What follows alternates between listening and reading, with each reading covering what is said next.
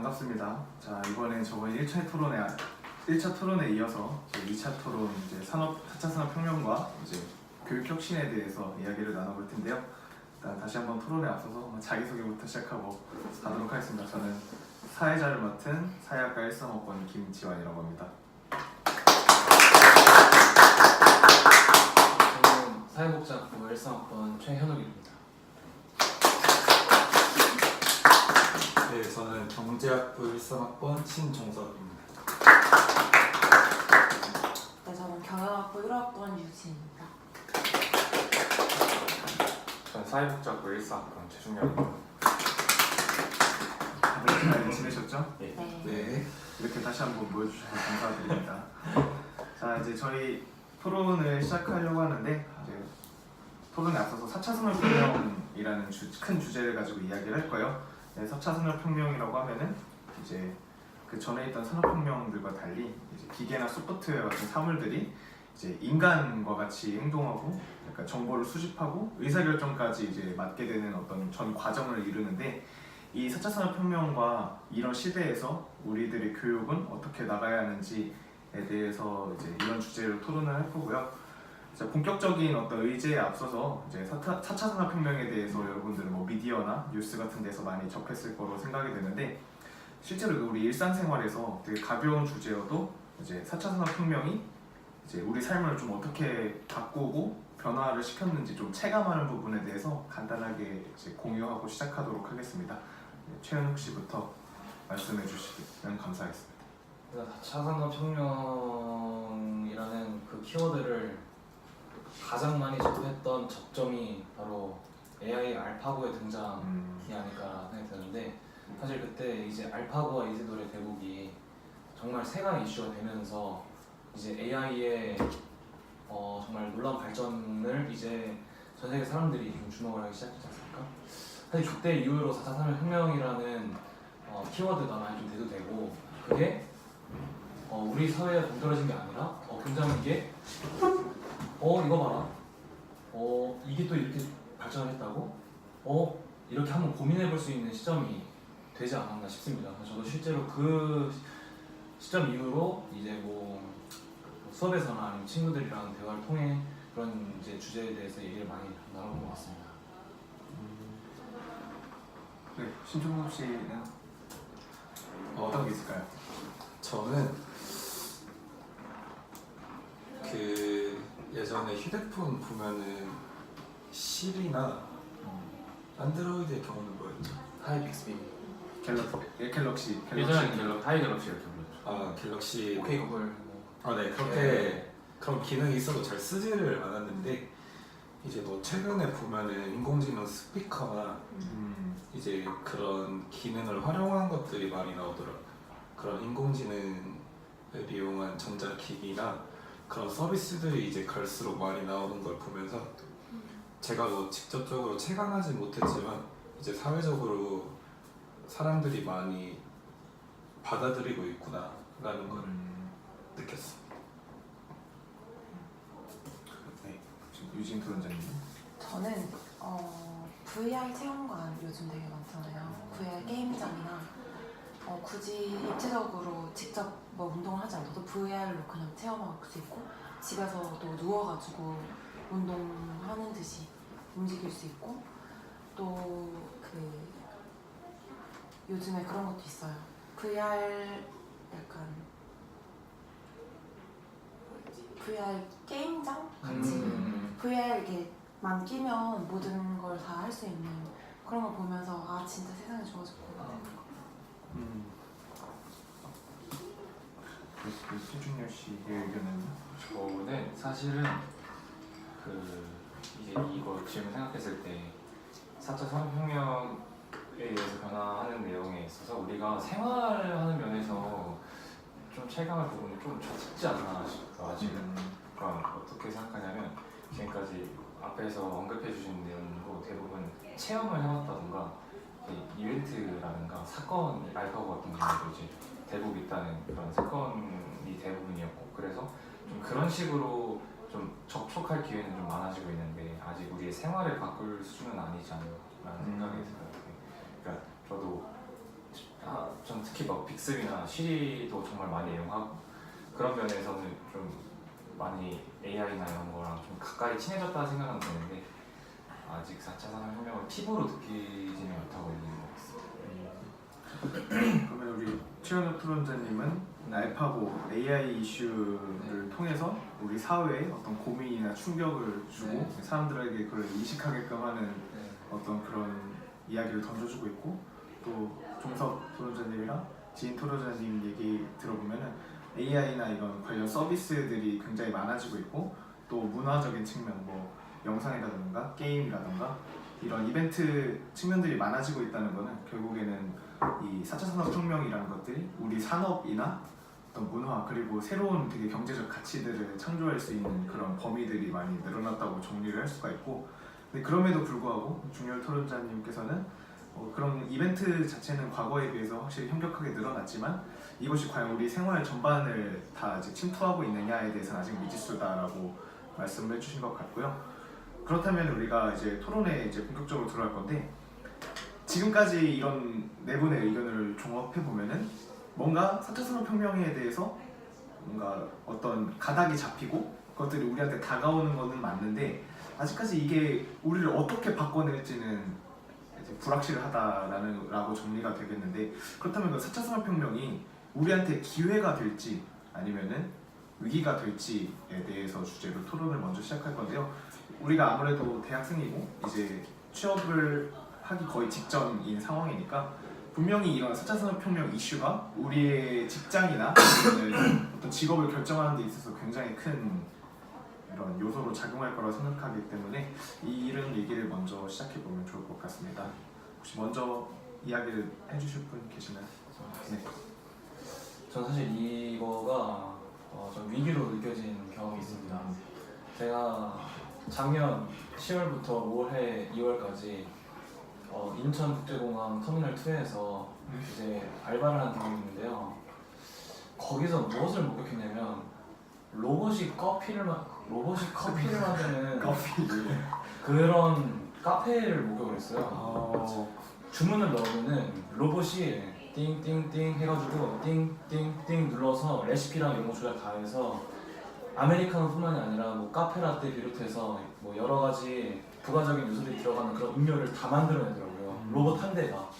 그러니까 사람이 사실 우리 학교 같은 경우도 보면은 뚜레쥬르만 봐도 거기 얼마나 사람이 바글바글 하지 않습니까? 근데 이제는 그 작업을 로봇이 대체할 상용화가 됐을 뿐이지 아 이거 금방 대체되겠다 싶더라고요.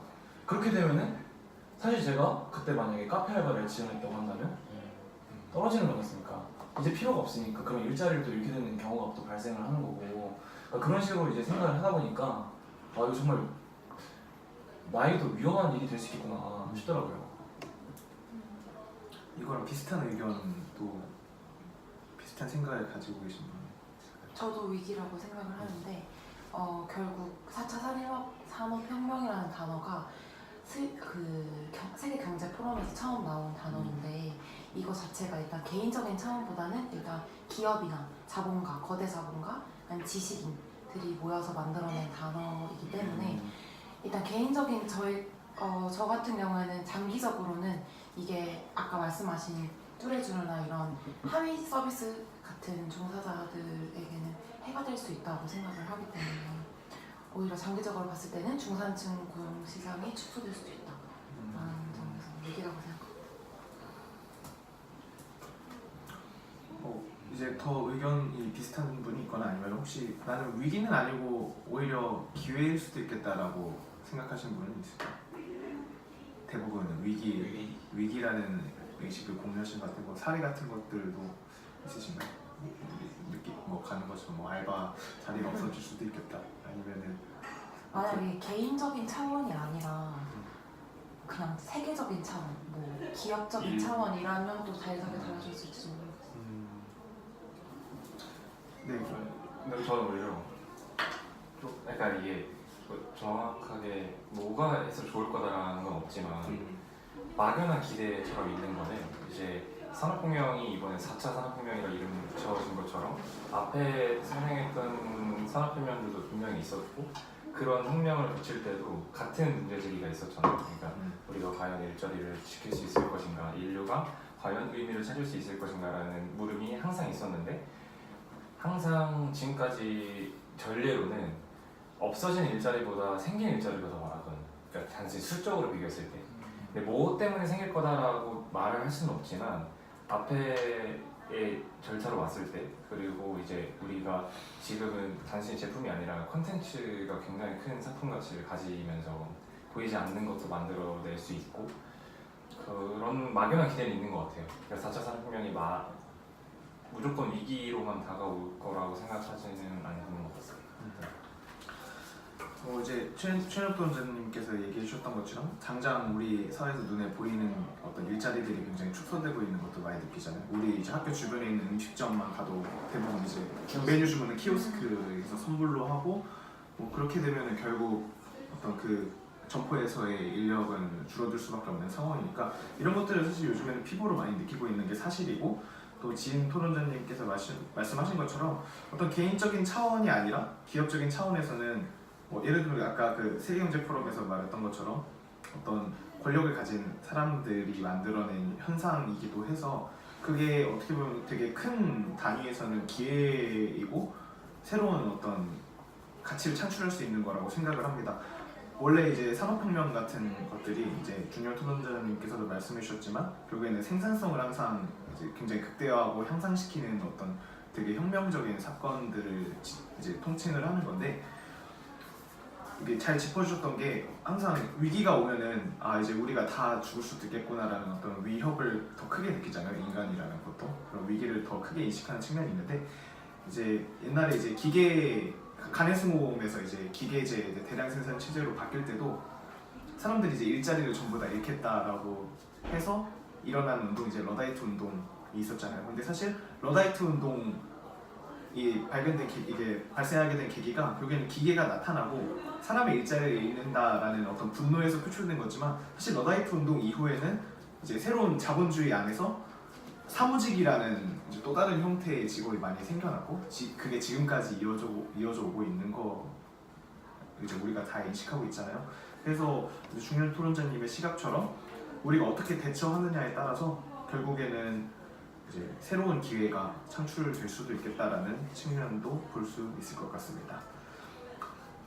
이제 방금 얘기한 내용에서 결국에는 4차 산업혁명이라는 게 위기를 느끼는 게 결국은 인간이 지금 굉장히 관성을 갖고 있고 열심히 하고 있는 분야에 이제 다른 것들, 인간 외에 다른 것들이 침범을 하고 있는 거잖아요. 이제 기계가 인간의 영역을 대체하고 이제 인력을 대체하는 현상들이 많이 나타나는데, 이제 인간이 과거에는 이제 고유한 영역이라고 여겨졌던 부분들이 이제 새로운 AI나 어떤 로봇으로 대체되면서 이런 위기의식을 느낌에도 불구하고 우리가 그거를 이제 돌파해낼 수 있는 어떤 인간 고유의 유일한 가치, 아직까지는 더 우위를 점할 수 있는 어떤 가치가 무엇이 있는지 좀 의견을 공유해 보도록 하겠습니다.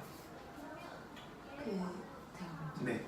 동영상에서 교수님 말씀해 주신 바와 같이 일단 창조 기능이 제일 존재 가치로 큰 존재 가치를 열어주는 것 같은데, 사실 4차 산업혁명에서 나오는 모든 기술이 다 인간이 만들어낸 거잖아요. 저희가 편하려고 인간의 편의를 위해서 만들어진 기술인데, 이게 오히려 반대로 그 기술이 인간을 위협하는 것 자체가 일단 기술을 만들어낸 거에 대한 모순이라고 생각을 하기 때문에 효율성을 바탕으로 만들어진 기술이고, 그 기술이 인간을 편하게 하면 그 수준에서 멈춰야 된다고 생각을 하기 때문에 뭔가 기술을 창조했듯이 다른 부분에서도 인간이 좀 창의력이나 창조성을 발현시켜서 그걸 본래적인 가치로 생각합니다. 그러면은 그 구체적인 가치는 이따 다음 주제에서 한번 여쭤보도록 하겠고요.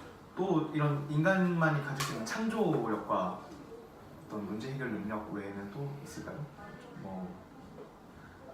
제 생각에는 예를 들면 예술적인 분야로 가면은 어떤 감정이나 이런 것들을 표현하는 것들이 기계가 아직은 대체하기 쉽지 않지 않나라는 부분인데,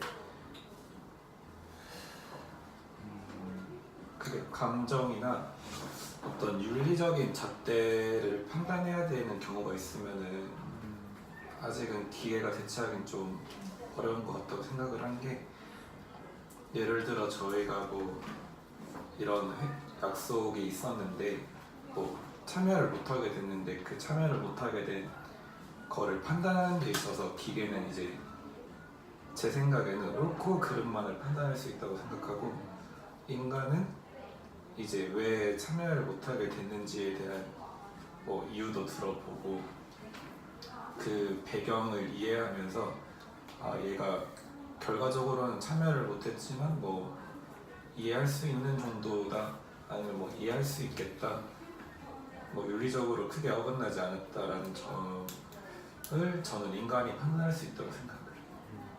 이제 지인 토론자님이 창조 기능에 설명해 주신 거와 달리도 종섭 토론자님은 어떤 감정과 윤리 판단의 범위에서 인간이 아직도 할 수 있는 분야가 많다고 이제 저는 그렇게 이해를 했는데, 결국에는 그것들이 가능한 게 기계는 굉장히 이게 가지고 있는 정보를 바탕으로 이제 그 데이터를 기반으로 해가지고 이거 A다 혹은 B다라고 이렇게 판단을 이렇게 내린다면은, 인간은 또 그 이면에 있는 보이지 않는 어떤 맥락이나 구조 같은 것들을 종합적으로 판단하는 데는 아직 많이 앞서 있다라고 생각이 듭니다. 뭐 이런 부분에서는 또 창조나 아니면 어떤 판단이라는 범위가 결국에는 우리가 이제 기계가 한 번에 인식할 수 없는 어떤 그 이면의 그런 맥락들이 중요하다. 인간이 그런 분야에서 조금 더 실력을 발휘할 수 있겠다라는 점을 좀 포착할 수 있을 것 같습니다. 그러면은 우리가 조금 약간 미래로 나아가서 구체적으로 이제 이 질문 같은 경우에는 구체적으로 우리가 어떤 일을 할 수 있을까요? 어떤 역할을 담당할지 한번 상상해 볼 수 있을 것 같거든요. 제 생각에는 앞에 이제 질문에 이어지는 부분이 있는데, 인간이 할 수 있는 유일한 일 중 하나가 욕구를 가지는 거라고 생각해요. 그러니까 뭘 하고 싶다라는 생각을 기계는 그 욕구를 채워주는 역할을 충분히 해낼 수 있다라는 게 지금 이제 문제지만, 새로운 욕구를 만드는 것에는 한계가 있다고 생각하거든요. 그래서 사람들이 무엇을 좋아하는지에 대한 고민은 인간이 할 수 있지 않나, 그리고 새로운 걸 좋아하는 것 자체가 인간이 할 수 있는 일이 아닐까라는 생각을 하고요. 한 가지가 더 있는데, 그 종섭 토론자님께서 말씀해 주신 것처럼 윤리적인 부분을 인간이 좀 많이 고민해야 한다고 생각을 해요. 지금 이제 자율주행 자동차가 나오면서 새롭게 이제 대두되는 문제 중 하나가 뭐냐면, 자율주행 상황에서 발생하는 사고 상황에 어떻게 차가 대처할 것인가에 대해서 윤리적인 판단을 기계가 내려야 되는 상황이 왔기 때문에, 거기에 대한 완벽한 답이 이제 있어야 되는 시대가 됐거든요. 예전에는 예를 들어서 뭐 이런 질문을 하죠. 혹시 내 차에 5명이 타 있는데 내 앞에 가족이 서 있다. 난 이 차를 벽에다 박을 것인가? 아니면 내 가족을 칠 것인가? 라는 윤리적 문제가 단순히 말싸움거리였거나 혹은 가상의 문제에서 끝났다면, 지금은 그걸 어떻게 학습시킬 것인가를 분명히 해야 하는 상황이 왔기 때문에 인간이 이 부분을 해결해주지 않으면 인공지능은 어쩌면 괴물이 될 수도 있을 거고, 그래서 그런 부분은 시대적으로 분명한 요구가 있지 않나 생각이 듭니다. 그래서 인문학이 요즘 주목받는 이유도 충분히 이런 이유도 있다고 생각하고, 사람의 생각이 이제는 분명히 성문화되어야 하는 시대가 돼서 좀 그런 쪽의 일이 더 필요하잖아요. 어떻게 보면 인간이 이제 기계의 영역을 오히려 이제 학습하게 되는 반대 현상이라고 볼 수 있겠네요. 결국에는 욕구를 만들고 어떤 기계가 판단할 수 있는 또 그 판단의 기준을 인간에 성문화 시켜야 된다면은 이제 어떤 고민의 부분들이 굉장히 넓어질 것 같고, 또 그런 고민을 해야 된다는 것 자체도 지적인 욕구나 요구가 나타나는 거기 때문에, 이런 것들에서 또 기회를 포착하는 게 또 인간의 영역이라고 생각됩니다. 결국에는 뭐 기회가 만들어졌다고 해서 결과가 딱 나타나는 게 아니고, 이게 그대로 사회에 적용되는 과정에서 인간이 계속해서 할 수 있는 일들이 계속 만들어진다고 생각하기 때문에, 이런 것들에 대해서 조금 더 집중적으로 판단을 해도 괜찮을 것 같습니다. 이제 그래서 중렬 토론자님 말한 것처럼 이제 인간이 어떤 기계의 자율주행차 예시를 들어주셨는데, 이런 부분에서 어떤 가치 판단의 기준을 성문화하고 그것들을 계속 다듬는 과정을 한다면은, 그러면 인간이 기계를 위해서 기계 영역을 위해서 그쪽으로 이제 종사를 하게 되는 건데, 그럼 그런 맥락에서 기계가 어떤 인간의 그 기존의 인간이 과거로부터 쌓아왔던 어떤 빅데이터나 그리고 그것들을 기반으로 한 그 자체적인 딥러닝의 차원을 넘어가지고 기계가 인간의 아예 창조 영역이나 어떤 감정의 영역, 윤리의 영역까지 들어올 수 있다고 생각이 들거든요. 우리는 지금 이제 함부로 잘 생각하지는 못하잖아요. 뭐 기계가 아무리 발달을 해도 과연 뭐 감정을 가질 수 있을까? 혹은 뭐 기계랑 어떻게 사랑을 느낄 수 있을까? 이런 것들이 있지만 사실 그런 부분들이 요즘은 많이 계속 와해되고 있다고 생각을 하거든요. 뭐 사랑이라는 측면도 뭐 예를 들면은 뭐 섹스돌 같은 것들 있잖아요. 실제로 그런 것들에 이제 애정을 느끼는 사람들이 있고, 뭐 그것들이 굉장히 이제 산업에서 성장을 하고 있는 측면도 있고, 애초에 기존의 인간 역사에서 쌓았던 사랑이나 어떤 가족 개념 자체도 시간이 지나면서 계속 그전과 달라지고 해체될 수도 있고 이런 개념이기 때문에 우리가 당연히 아니겠지라고 생각하는 부분들이 분명히 어떤 모르는 가능성들이 열릴 수 있다고 생각을 하거든요. 만약에 우리가 감정이나 창조의 영역이 인간만 고유의 영역이라고 아까는 얘기를 했지만 기계가 그런 것까지 더 습득할 수 있는 시대가 오게 된다면 우리는 뭘 할 수 있을까요? 별장에 앉아서 수박 주스를 먹는 일?